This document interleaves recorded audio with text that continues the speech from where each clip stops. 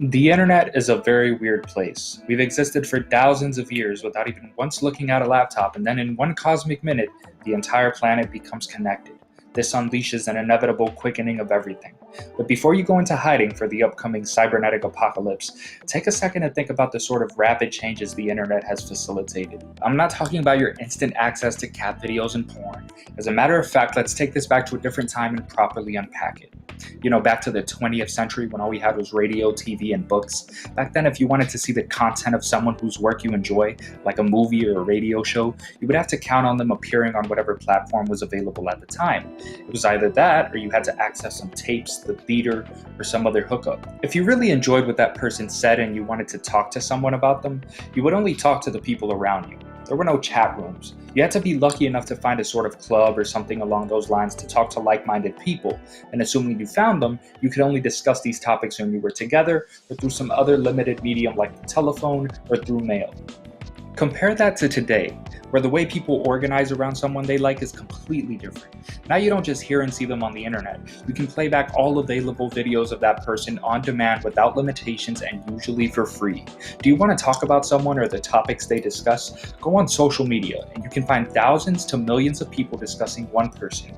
You can instantly interact with like-minded people 24 hours a day in various languages.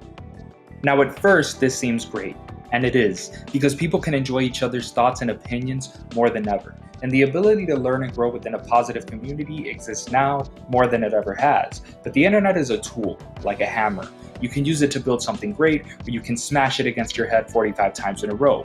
And all the positive changes the internet has facilitated have not come without a barrage of negative side effects. Amongst these side effects are what I call the internet cults of personality, an obsessive internet subculture that develops around a certain person and the content they create. When you watch TV back in the good old days, there were no chat rooms, but now, for the most part, if you go to a certain person's YouTube channel, for example, and look at the comments of their videos, you'll often see a sort of worship of that person. A sort of unintentional propaganda created by the content viewers. The person watching the content sees all the positive feedback this content creator gets and becomes more likely to join the cult of personality. This always existed with celebrities and royalty, but now you get a front row seat to this sort of cringy behavior just by watching a random YouTube video. I guess in all honesty, the point is this: the internet, TV, radio, and every other medium that uses electricity to connect people has existed for a relatively short period of time. Humans did not evolve to interact the way we do on social media. Society as a whole hasn't really had a long time to figure out a proper way to coexist with the level of technology that exists today. And of course, since new technology leads to the next generation of technology coming even quicker, it's difficult to imagine that we will go back to the archaic roots of our species. We have to ask ourselves as individuals and as a society more questions about the ways in which we interact with tools like social media. What will we do with our lives as artificial intelligence takes over the task we value ourselves for doing? How realistic is it to ask people who act anonymously on the internet to act the same way they would in person? And what sort of behavior should we promote online? How should humanity prepare for the moment when AI becomes not only autonomous, but infinitely more capable of understanding the world than us? If we don't start talking about these things more, then we might be in for a very rude awakening.